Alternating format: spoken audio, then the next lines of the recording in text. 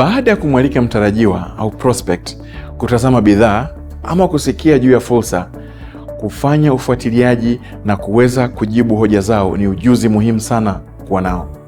Na sehemu muhimu zaidi ni kwenye kupata wateja wapya ama kwenye kuwasajili watu wapya kwenye timu yako. Tuanze na ufuatiliaji.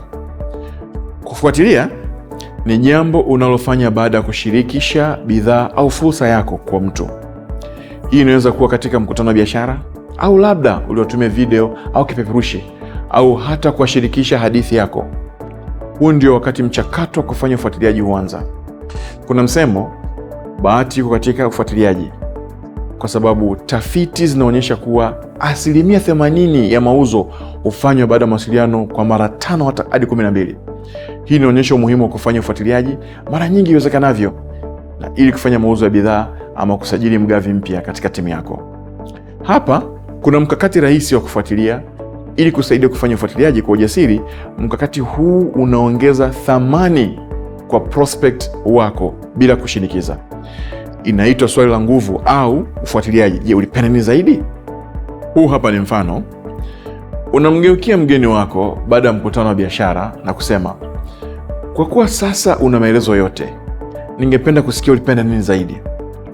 Mara baada ya kuuliza swali hili la nguvu la kufanya ufuatiliaji unaosubiri, unaweza kusikiliza kwa makini majibu yao.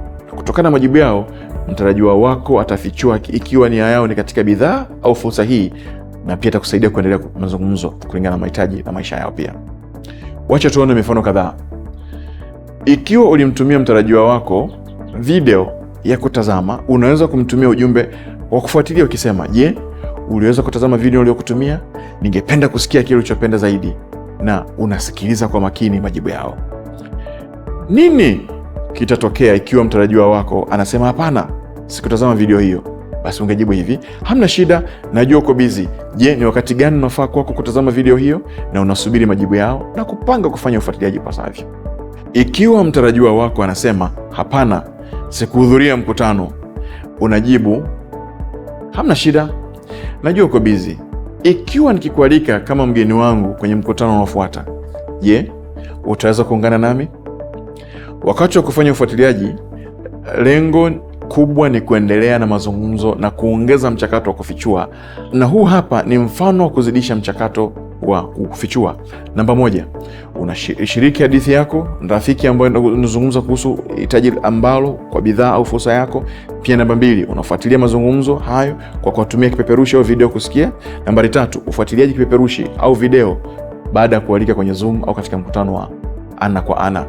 Lengo la kufanya ufuatiliaji ni kuendeleza mazungumzo na kumfanya mtarajiwa wako kufikia hatua ambayo yuko tayari kufanya uamuzi kwa mteja au mgavi.